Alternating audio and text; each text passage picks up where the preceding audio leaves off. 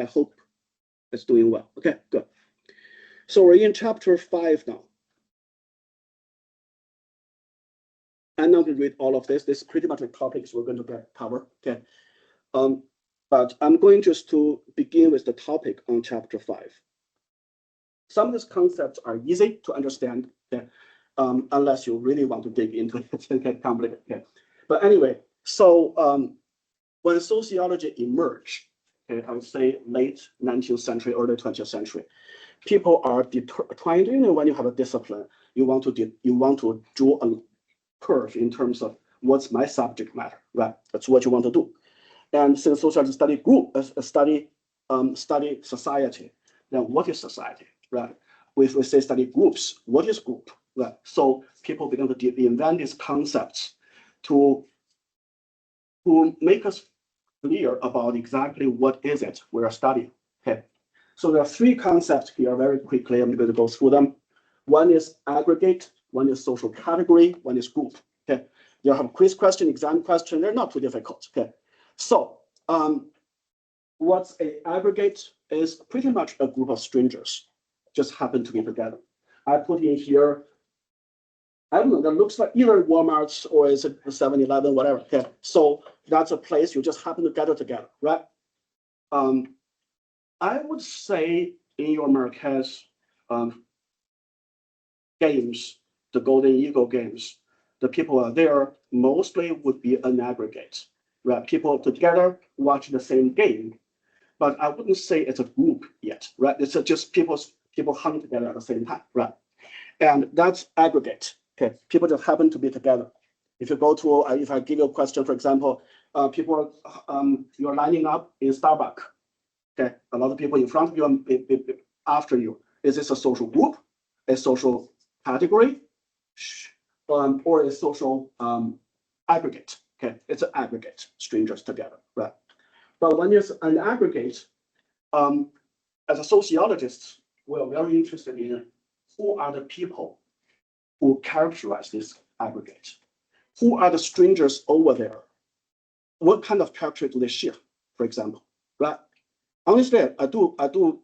If you think of politics, in Trump campaigns, so many people, tens of thousands of people fill the stadium.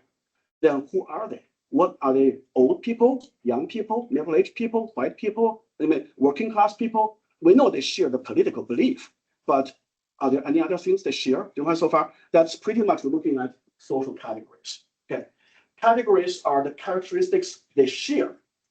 Okay, they may not even stay together in the same place, right? But this is typical sociology. Talk about demographic variables. The demographic variable means population characteristics, right? So gender, ethnicity, religion, occupation, age, you name it, nationality, right? So that would be social categories. And sometimes we do, I don't know, I don't know if we have Swifties here, but Taylor Swift concerts, sometimes you look at it, you wonder who are the people who attend the concert. So many people over there, right? And not everybody the same, of course, but the general pattern-wise, I would imagine there's a higher percentage of white females, right? No, assuming okay, there are maybe some white males as well, and I've known some people like 50 or 60-year-old still Swifties, right? We know that, but the larger picture probably that. My general impression, I may be wrong here. Tell me if I'm wrong. Okay, my general impression. She's such a good artist. I have nothing against her, okay? But I don't think she's as popular among African Americans as among white population. I'm just assuming this, right? Okay, I don't know. I read something similar. So basically, what you're trying to do is to see, okay, who are the people here? What they share in common? Why? Okay, that's the questions you ask, right? So that'll be, and I put some example here. There are people who shop in Audi, which I'm doing increasingly because it's cheap. Okay. Audi, right? If you don't know Audi, you're a different social class. Okay, Audi, and there's locally we have Pick and Save. Locally we have Walmart. Then we have Pick and Save. We have Sandix. You have Whole Foods, right? You understand what we share so far? So basically, you go to different places. I'm assuming you may came across different kind of social class background. And you know what I mean so far? However, I do notice lately. I see expensive cars in the all these parking lots, which make me think, something's going on. Okay, so those things you begin to think. Okay, but basically those were things you talk about social categories. Social group will be like this class. Okay, we're a group. The group, I don't mean everybody really regular interaction all the time, but at least we have an identity. When you tell people, we are people from this particular class, not morning class, not other class, right? You have an identity and you all come around the same time, right? And you have some kind of degree of interaction online as well, okay? And I know from chit chat, I can tell some people know each other at least, right? So those were that's a group. Again, remember all of these are variables, right? So group can be strong, can be weak, okay, depends. We'll talk about it in the future, okay? But that's, everybody understand? So that's the differences between them. And why do we want to study them? Because you want to know how they work differently, okay? How the different, for example, I put example once again, that I've taught juvenile delinquency for a while. I can tell you this for sure. There is no universal definition of what a gang is for juvenile gang among police. Different states, different places have different definitions. If I just see a number of young people gather together at night in a parking lot or in a bar or in a mall, so how do I know if that's a gang that I should be paying attention to, right? Do they really have to have insignia or like a hand gesture or a tattoo? Do they really have to commit crimes together, right? Basically those kind of things, right? But the issue is how we define it, right? So aggregate, social category, social groups. Everybody understand so far? Okay. There's a degree of interaction. No, actually, this is more in interactions, regular. This is just you share something in common, abstract phase. Okay. Here is you are together, but really you're strangers together, right? So. And in terms of groups, we also use different categories to talk about groups. These are, I know it sounds easy, but they're extremely important. Okay, I think I mentioned this before. In sociology, we often talk about social architecture in vertical ways and horizontal ways. Vertically, you have rich and poor. Horizontally, you have in and out, right? Pretty much. Okay. So we have in-group and out-group. So in-groups are supposed to be the people who you can call we, okay? You feel you are loyal to, and you feel that's your people, right? Out-group would be them, okay? Or your people you think are other people, that's simply put, right? So that's, and you feel a little bit of antagonism. Now, your textbook gave you a unique definition. I don't think they are totally correct. But it's a special case, but I'll just give it to you. Okay, the textbook define in-group, out-group, not only in terms of us versus them. They define it in terms of a powerful group versus less powerful group. So because the US context is true, if you feel the in-group in mainstream, you feel powerful. The minority group is the outside group, right? But I feel that's more limited to US situation. The general understanding, analytically speaking, it should be, the us group versus them group, right? The in group versus out group. Everybody following so far? Okay, they're simple. So I put an example here in political campaigns, for example. During the campaign, you usually say, we are the real Americans. The implication is other people are not real Americans, right? So you want to make that distinction. And for those of you who don't understand this, you know the term prejudice or stereotypes, right? We usually think of a prejudice stereotype only as a bad thing, as dividing people. True, it divides people, but it's a double-edged sword. It can be used also to unite people within that different groups. Different so far, it's a double-edged sword. Okay. So when you use the real Americans, you're saying we are the real American and they are not the real American, right? So use that, you can build the solidarity and build the momentum. Okay, your group rally together, right? And of course, when you win the election, usually, okay, I was kind of surprised. Yeah, maybe I'm wrong, okay, by the current administration, but generally speaking, usually when we win the election, you begin to say, my fellow Americans.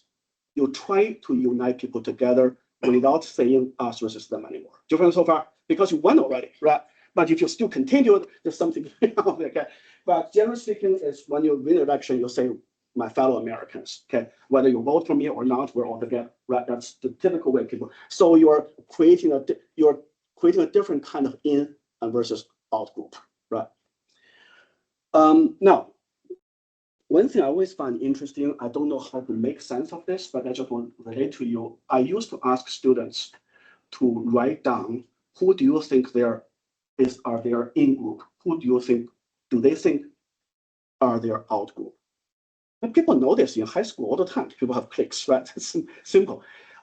What I find most interesting, surprising to me, okay, because as a sociologist, I'm brainwashed in thinking, okay, who's my in group? Chinese Americans, let's say, or lower middle class people, or male or whatever. You think automatically thinking that ways. Okay, but when I ask students, the vast majority of students, the answer in group, out group, are I like people who have positive attitudes. I don't like people who have negative attitudes. I like people who like Taylor Swift, and I don't like people people in group, out group are built around more personal style, tastes, personality, right? And I found that very interesting. I don't know how to make sense of this, but on one hand, I think it's actually good in the sense people are able to see beyond those demographic variables, right? As a sociologist, I kind of feel sad because people are not looking at the sociological variables. On the other hand, what's wrong with people want to see across those lines, just see the humanity in all of us, right? So I don't know, okay. But anyway, but I'm just trying to make sure I understand the term in-group, out-group. What's it for? It's for building a sense of belonging, building your identity, okay, and finding out the source of bias. That's why in discussion, I have a topic over there, depending on whether I pick it up. They have the most recent, just last month, Marquette published this Marquette climate survey. So asking people, how you feel about the campus, specific questions, almost like, have you ever thought about quitting the school? How many times? Okay. So but I think to me, I want to give that for you to read and comment on mainly is because it's the key to this chapter. The issue is called in-group, or do you feel in or do you feel out? And deeper concept of social capital. Who of us have higher social capital? Who of us have lower social capital? We barely connect to the system or pretty much at the center of the system, right? So I have another question here.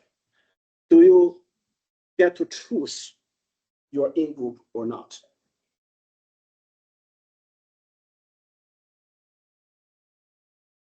So I don't think so. If you have sorority on campus, you don't get to choose. People get to choose you in a sense. There's a high threshold whether you can get entered or not because they are powerful group. They have privileges. But I'm assuming, okay. Otherwise, why people like doing this rush and get into it, right? And the example I put here is a bit old. Okay. The example. The example I gave here is a little old. It's by Michelle Kwan. Anybody know of her? Michelle Kwan is a little bit old. Okay. She was an American. She was born in the US, probably third generation already. Okay. Her name is Michelle Kwan. She's a very good figure skater. But she missed. She was defeated once by her teammate. Okay.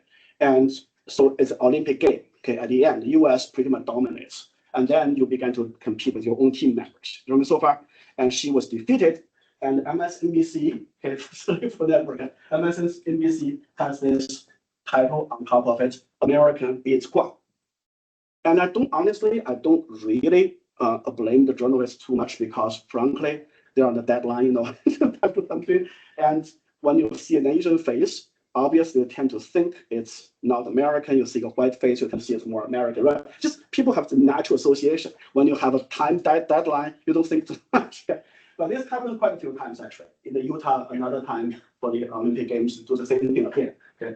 But I think the issue here is you may think you're an American, But the thing is, do other people accept you as American? Do you follow me so far? So you don't really have too much control of saying you are in or out. Right? Do you want to hear so far? Okay. The same thing when I talk about W. Du Bois' concept of double consciousness. Basically, you may think you're an American, but do other people think you're an American? Right? Or you may think of yourself as first-class American. Other people may think you are the second-class American. Right? That's the whole thing. Do you feel you can belong? This one, I don't think will offend you too much, but I'm putting here. Okay. Women sometimes use the B word among themselves, right? I mean, you see this on TV shows and you see this in songs, okay? But usually, I would say, correct me wrong, usually if a man uses it, it becomes offensive, right? Generally speaking. But if women use it among yourselves, not big deal. So the question here is, are women being hypocrites? I don't think so. I don't think you can judge by the character. I think it's more issue of trust. If for a long history, the perception I learned from long history of experience, I feel these are my people who I can trust, then when you use the term, it may mean empowerment, right? It may mean it just for fun. It no longer means offensive. Do you go so far?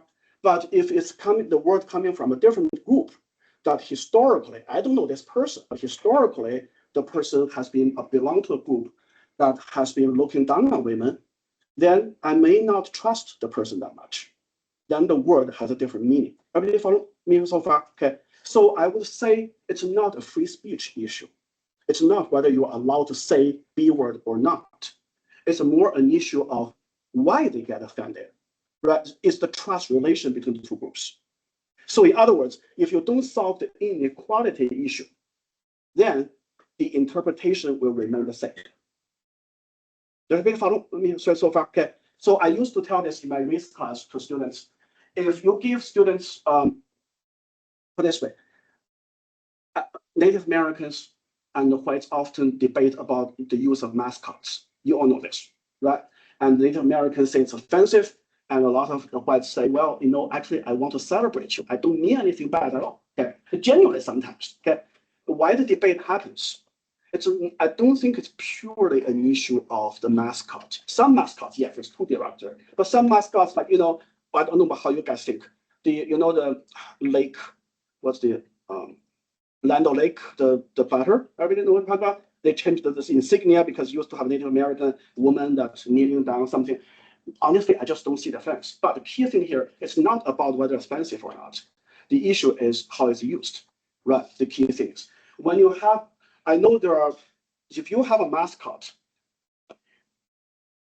in this university, when most university never really socialize, interact with a lot of Native Americans, then it's more likely to be interpreted as offensive. Japan so far. But if you have a university who has been reaching out to Native Americans constantly every year, inviting them over for all kinds of activities, you donate money to them, and they also, let's say, invite them to your colleges. When the trust is built, then the mascot becomes less offensive. You follow so far?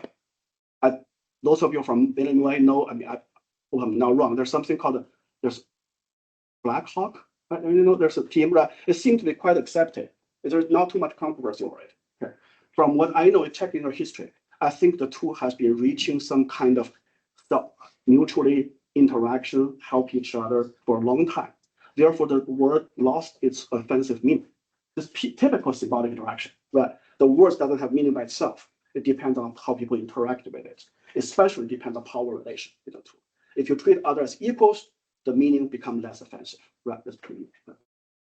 So that's where I talk about in-group and out-group. Okay. Anybody had some thoughts, comments on this? Let me see if I oh yeah. This is after 9/11. George W. Bush says, you are either with us or you are against us in the fight against terror. Right? So this is very clear after this. I draw the line between who's us and them. Okay, extremely clear. Actually, it caused a little bit of trouble if anybody knows this. Right after 9/11, U.S. want to ally China together to fight terrorism. But China also has Muslims in China who's fighting for independence. Different so far? Okay. And China says, okay, I can be your in-group. I can fight with you. As long as you agree with me, those Muslims in China fighting for independence are terrorists. US at the time agreed until several years later. Okay. So the question here is, of course, how do you draw the line? Who's your in-group, who's your out-group? Okay. I want to call this, I know I'm not a communist, okay, but I think it's really very sharp, to be honest with you. Okay. Who are enemies? Who are friends? This is a question of first importance in revolution. If you want to start a feminist movement, you cannot fight against all men. Right? The issue is which men are the people that I can unite as my friends, as alliance? Who are the people that I should, kick away? Who's enemy? It's very in any political movement. If you begin to do the wrong thing, you isolate yourself and your movement die. Right, essentially, the issue is how do you do this? Right, it's extremely important. You can look at today. I mean, everywhere you can see how people are drawing the lines of in and out group. Right, people are doing this. Okay. Probably it's too much for in group, out group. And actually, there's one more. Anybody remember the baby lab thing? Okay, it's very interesting. I mean, for those people who don't, so the beginning, the children may have some inklings of innate sense of empathy and sense of justice, right? But if you remember clearly, those sense, so children have just when they're born, they have some innate possibility of empathy and justice, but they seem to exercise it according to your in-group or out-group. Everybody remember that in the sense, now, if you all eat Cheerios, now I like people who eat Cheerios, we are one group, then within this one group, I exercise my empathy and justice. But with the other group, then this whole thing collapse. So far, so the innate sense of justice and empathy seem to be, what's the word? To be shaped by the in-group, out-group dynamic. However, when you get to older age, okay, notice here, in a younger age, they do the experiment. They ask children to allocate tokens. Okay, who do you give to? How many you give to other? How many you give to yourself? Remember that? Okay, and when many kids in the younger kids intentionally give the others few, even if that means I give myself few. Yeah, I'm going to suffer, but you're going to suffer more. Okay, that's kind of it. Okay, the younger child. But when you get an older child, they find out the unique situation. Children actually begin to share more with giving the others more than even giving themselves, like self-sacrifice almost. Do you follow so far? And that's what you're doing is socialization overcoming initial in-group bias. Everybody follow so far? Everybody follow? So what we're talking about here is what the point here is the in-group, the project for social scientists, including social psychologists and sociologists, is how do you structure groups? How do you teach people so people can overcome in-group favoritism and people can encourage out-group altruism? Right, that's the key thing. Everybody follow here so far? Okay. Anybody have some thoughts, comments so far? Okay. Feel free to jump in, okay, if you have some thoughts. Okay. Now, let's get into the third set of concepts.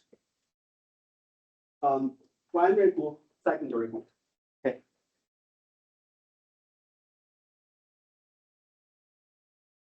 On the surface, again, they are extremely simple concepts. The concepts of in-group and out-group mainly is for the sense of identity, okay, and source of bias. But for primary group and secondary group, the purpose is to see how people are socialized. Remember from the so far, okay, which group tend to have a bigger impact on socialization in other groups, okay? Originally, the term was invented by Cooley, the person who talked about looking glass self, okay? So self are feedback from others. Now, which others has a larger impact on us? He argues the primary group has larger impact on us, usually refers to families. So let me give you the definition of this, okay, from the textbook. I'm going to turn back here. Okay. Definition of primary group. They are family and friends composed of enduring, intimate face-to-face relationships, and that strongly influence the attitudes and ideals of those involved. Right? That's primary group. Secondary group are just work relationships. Right? Groups marked by impersonal, you only know the person by first name, last name, and instrumental, you use the person more. Okay, you're friends because you both can help each other, but really have little to do with intimacy, okay, or somebody you really share dating stories, right? But that's the difference, primary group, secondary group. He argues that primary group are the group that tends to influence us more, okay, like family, and the secondary group tend to be influenced us less, okay, in terms of shaping our self-good. Everybody follow here so far? Okay. I don't know about you guys. You can think about this. For a long time, sociologists like to talk about primary group influence. Okay. In US, okay. But I don't know how you guys think. You guys mostly from suburban areas, big cities. I don't think many of you from rural areas, right? Do you really like primary group that much? Sometimes we want some privacy, right? Primary groups are good. They're intimate, they're connected, but I tell my daughter this way, I don't know if you agree, love can be a burden sometimes, right? Because it's time consuming, it's energy consuming. And we'll learn this in the strength of weakness later on, right? So when sometimes, I don't know about you guys, I sometimes like some anonymity. I don't know if you do the same thing. Okay? Basically, the thing I like in America that I like the most is, it's none of your business. Okay. If your friends give you advices, the typical response in the US, I think it's mainly in the US. Did I ask you for it? Basically, just I'm independent. I don't know, you ask your parents, do they read each other's mails? Do they open each other's mails or not? I'm just curious on this, right? If you think about it, parents now have different separate bank accounts, right? Are you going to have separate bank accounts when you get married, whatever? Okay. So the question here is, in the US, basically, we sometimes enjoy some anonymity, enjoy some privacy. So there is a genuine thing. It's not, the point I'm saying is, primary group is important for socialization, but it doesn't necessarily mean it's good. Sometimes we don't like primary group. That's the point I'm trying to say. Okay, I don't know how you guys feel. Okay, I remember when the early days when I was dating. That's before I got married. And there's one, I was living in an apartment, and there's one lady come to my apartment once. We were watching a movie. Afterwards, she left. The second day I get up, an old lady next door tell me, Colin, who's that girl who went to your room the other day? I'm thinking, like, what business is But you understand, right? So that kind of just, some people can be, once you're friends, where's the line, right?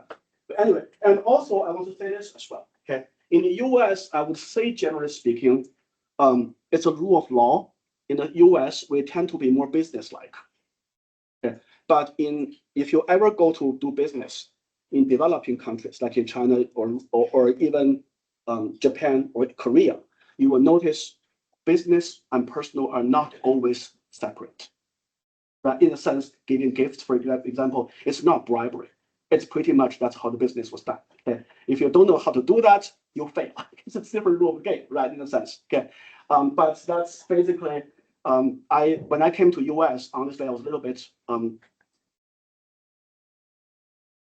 I don't know, I was just taken aback, to be honest with you. I have a very good friend who's a cowgirl in Texas, and she's a secretary. We go out to eat all the time, everything.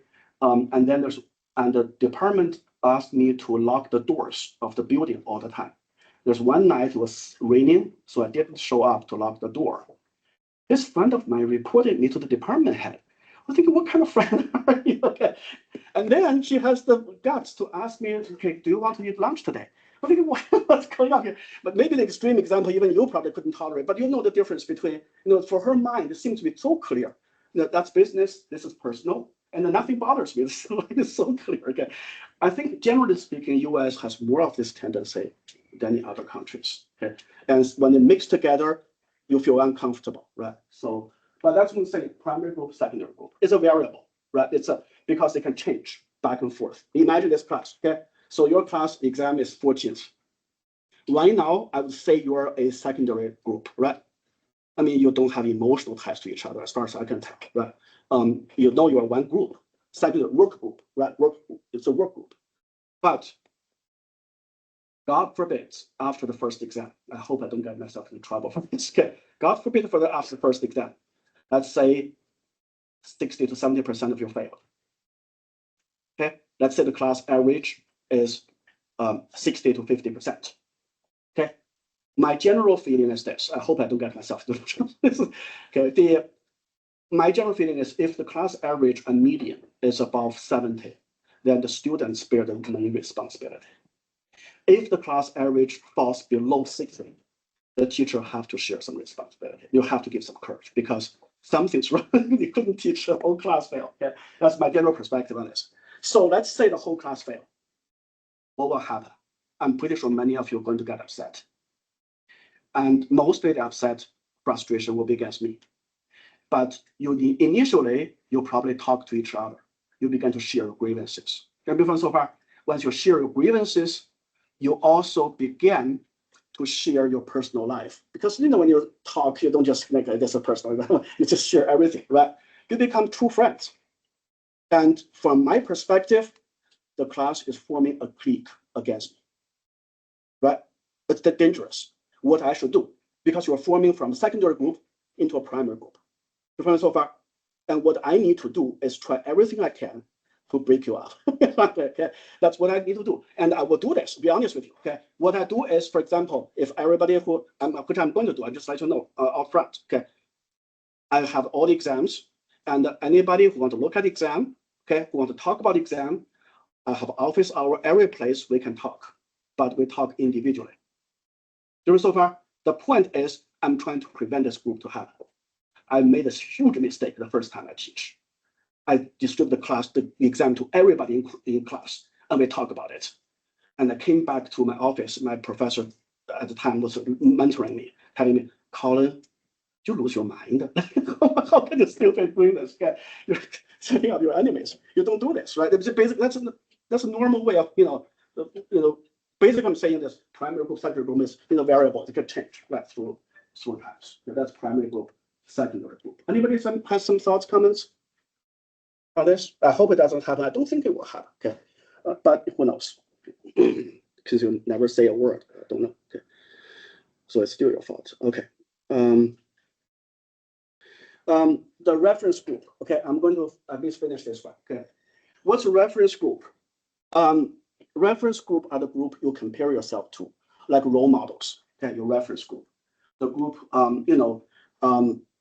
it's just the group you compare yourself to, essentially. Okay, usually the more we admire somebody, I think there's a general rule of them. The more we admire somebody, the more we're inclined to imitate them. But that's the reason why parents want to control your peer groups, your friendship groups. Why? Because they want to make sure you have the right reference group, essentially, right? And so the example I put in here, literally this example is the quiz, and I'm going to, I don't know whether it's a midterm exam, but it's in the quiz for sure, okay, I believe, okay? Because I love this example. So 1920, 1930s were when Jewish and Italian immigrants came here in droves. Okay, for those who don't know this, the first wave about 1880s, 1840s, when German Irish came. The second wave is 1920, 1930s, when the Italians, Czechoslovakians, Jewish, those people came. Okay, and both were facing strong racism. Okay, for Italians, I don't know if most people know this. The image of mafia, violence, being poor, and eating garlic. All the kind of stereotypes during those days. Okay, for Jews, of course, money grabbing, radicals. Especially Jews from Russia. The Jews came to U.S. primarily are Ashkenazi Jews. You've heard of them before. They're mostly from Eastern European countries. Okay, so both were facing antagonism. Okay, basically we don't like these people. They're not Christians. Okay, and they're not Protestants. With Italians were Catholics, right? So there was strong anti-Semitism, anti-Catholicism during those days. Okay. However, we do learn, although they face the same obstacles, we do learn that Jews learned English within one generation much faster than Italians. And we know it's not because Jewish somehow are smarter. Okay? And we know for sure the two is not like Latin language is more distant from English than Jewish language, Hebrews, whatever, right? So it's not language issue, language family issue. So what's causing this? One of the best explanation I find interesting, okay, I think use reference group. Most of you probably don't know this. You probably heard, anybody heard from pogroms? Okay, when Jews came to US, they were persecuted in Eastern European countries, right? They came to US. When you're persecuted, you came here to stay, right? You settle. You began to adopt a new country. For Italian American immigration during those days, I can tell you this for sure. You can check, you can Google this if I'm right. Okay, I'm pretty sure up to 60 to 70% of Italians who came to US returned back home. The return rate is extremely high. They come and go and make some money and go back home. Okay, so rate very high. Because of that, the Jews came to US. Reference group are people in the US. The Italians come and go. Your reference group could be people still back home in Italy, in Sicily or other areas. Do you remember so far? Okay, so we think the reference group played a key role, okay, in terms of how they influence our behavior. If we follow here so far, that's the power of reference group. In fact, I'm going to say something probably not so nice, but I just think it's interesting. Okay, anybody notice that in school shootings and mass shootings, these big shootings, it's usually you see as white suburban kids, right? You seldom see some school shooting involve so many African Americans. Does it mean African Americans don't commit crimes? Of course they do. I mean, there's higher crime rates. That's not history. But how come they don't do school shooting so much? That's my I mean, I don't know. You can see how you think about this. What's the reason? My suspicion, I feel much of the school shooting, a lot of this have to do with copycat phenomenon. Okay, people feel angry, frustrated. The issue is what's the other people doing to release their frustration. Okay, what I'm thinking, I mean, I'm being very honest here. Okay, I just feel for most African Americans, honestly, school shooting is just not my thing to do. I mean, it's not on my menu, because if I feel angry, because most my people don't do that. Most my people do other things. This reference group, right? People, you all know this, right? I mean, I don't know today, people choose different kind of brands of clothing. People choose different brands of cars. Depends on groups. Chinese, I say, used to traditionally like to drive Toyota, right? I mean, Americans like to drive trucks or whatever. I think, I don't know, you probably know more than me do. Like the gay people drive a particular brands, straight people drive a particular brands. Just reference group, that's my understanding. So I use that to explain why so few African American school shootings. Okay, but anyway, it's just a way to think about how reference group works. I actually tried to use the concept one time in my own life. I failed miserably. Well, not miserably, but my wife told me I'm being naive. When I was teaching social and family many years ago, okay, I came across the statistics. Okay, don't get offended. Don't get too personal on this. Okay, I came across the statistics for most American female. I mean, for 40% American females, by the time of high school, many already have sexual experiences. Let me put this way. Okay, and at the time, I look at my daughter getting into high school. I get tense up. They call me whatever you want to get. I get tense up when I read the statistics. Okay, and then I was thinking, being a bookish, not realistic person, I'm going to think, well, what if I give my daughter a reference group? So if she's physically living in American high schools, but her men's side, okay, the person who really admired the reference group are the Chinese Americans, for example. Do you find me so far? Okay, and of course, my wife told me, good luck. Whatever. But the thing is, you try to think about how that's why you change branch groups we talked about last time, right? So that's reference group. So I mean, for these basic concepts, just try to understand them. They should be fine. Okay. I think that's pretty much what I have for today. Okay. Anybody has some thoughts, comments? So let's get into Oh, by the way, just one second. I forgot this. Just let me give me 2 minutes. Okay, 2 minutes. I'll answer that. Anybody have heard about, because the chapter this big topic on Asch experiment? How many have heard about Asch experiment here? Okay, put this way. Anybody know Stanford prison experiment? Okay, yeah, basically once you give them uniforms, you set up the prison setting, people fit in within a week. To the extent you have to end experiment because they fight each other, right? And anybody familiar with something called the Milgram experiment? Milgram experiment gives people electric shocks, right? So you tell people, I'm going to, no, just 2 minutes, just 2 minutes. I think the details now, what if I tell you I want to learn how people learn? And basically the Yale professors and Yale students supposed to be smart people. And once you say, I'm the experimenter, you don't have to worry. Anything happens, I'm responsible. They push the button, the voltage to the highest level pretty much, right? So they teach us 2 things. One is people fit into their roles. The setting is important, not personality. Secondly, we know that once you dedicate power to some higher up, you feel I'm just listening to commands. You don't feel you're responsible anymore, right? Those were things. And the Asch experiment is give you 2 different lines, to match which one is equal to which. The same thing. Try to see how once you give a group conforming, other people say the same thing. Would you follow up or follow with it or not? All of these the experiments happened right after World War II. I think people's concern in America is, what if I put freedom-loving American soldiers into the Nazi army? Would they act like Nazis? That's the question. Okay. Would their freedom-loving temperaments resist the group pressure of Nazi ideology? Different so far. That's the basic concern of that.